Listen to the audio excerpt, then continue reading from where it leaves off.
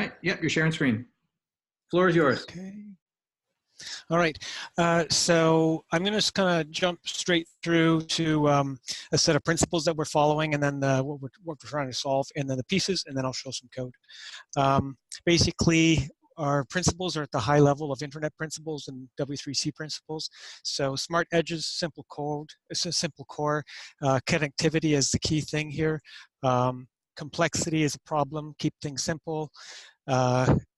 Rules are declarative expressions so that anyone can write programs for them. That's to say, we're focusing on the transmission of rules, and systems need to be loosely coupled so that multiple players in the world can make use of the same rules. So everything that we're doing is free software, free lib.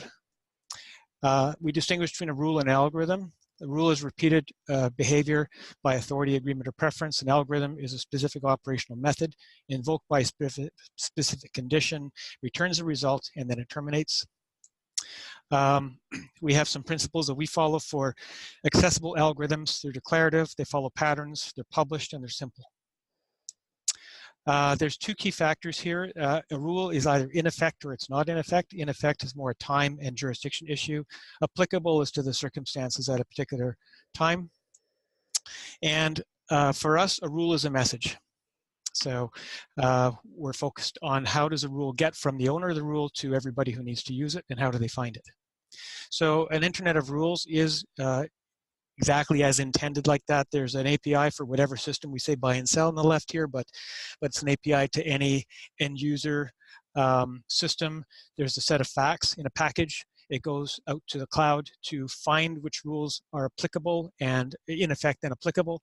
There, on the right-hand side, you see there's rule authoring. That could be any of the systems. It could be OpenFisk or whatever out on there. They're putting rules out, but the rules have to get into an Alibaba or Shopify or whatever else.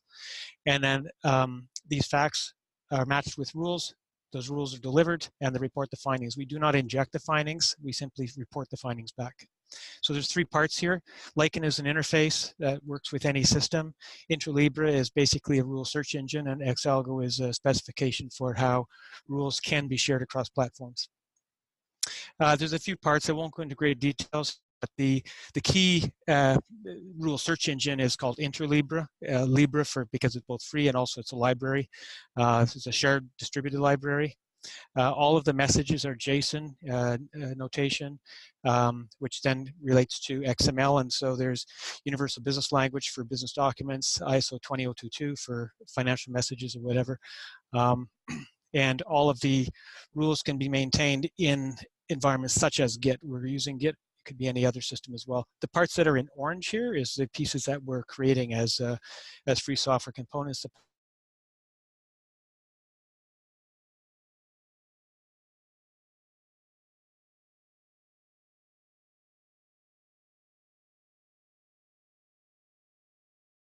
The rules get published to the internet and then they get found. So there's all sorts of end user environments. There could be a retail environment, could be a government procurement environment, could be machine to machine, anything else. Lichen is an optional auxiliary app that can run, basically to use your API and provide structured JSON messages out to the internet. We're actually doing some experimentation with our website. If the website looks a little odd, it's because we're actually using it as a test environment.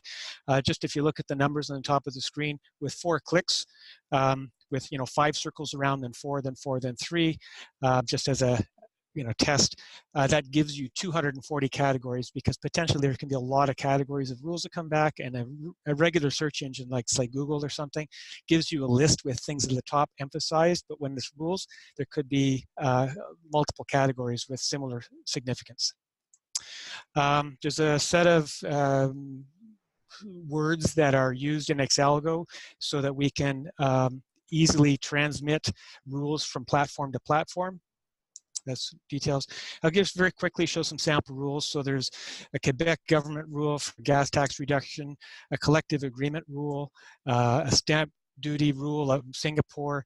And without going into great detail, I'm just going to show on the left, here's the Quebec Board of Gas Tax.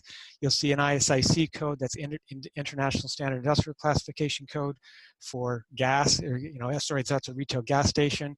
UNSPSC code is for gasoline. And then I'm just showing with the arrow there is a lookup to a table. And so all of these are both machine executable, but they're also readable by people who have responsibility for the rules. To compare different rules, on the right you can see a collective agreement rule, but it looks exactly the same, just different codes, just different data. The Singapore rule, so it's just different codes again. So once somebody's become familiar with how to use the vocabulary, then every rule pretty much looks the same. There's about 24 rule patterns that we figure. Great. We're already over by 3 minutes now. Okay. Maybe Really? you Okay. could share, and this is for anyone, if anyone wants to share their slides in the notes document, people can refer back to them and get more information. Okay, anyway, just I'll wrap up to say source documents or UBL or some other XML schema. And, basically it fills in, and there's a video online that you can take a look at. Great. Thank you so much. Great. Thank you, Joseph. Next, let's go to Martin Clausen, please.